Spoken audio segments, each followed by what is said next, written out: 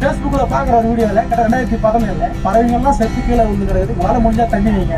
அந்த நிகழ்வை பார்த்து நல்லா ஏத்துக்க முடியல. என்ன போலீஸ் நிகழ்வை பார்க்கணும், இவ்வளவு பெரிய தேகம் எடுத்து நான் இருக்கிற இந்த பகுதியில இந்த மாதிரி ஒரு சிறு சிறு பறவைகள்லாம் செத்து கீழே விழுந்து கிடக்குது, தண்ணி இல்லாதனா அப்ப நான் இவ்வளவு தேகம் கொடுத்து இந்த வாழ்க்கை நான் வாழ்றது எதுக்கோசம் நான் வாழ்றேன், நான் வாழ செத்தே போனான்னு தோணுச்சு.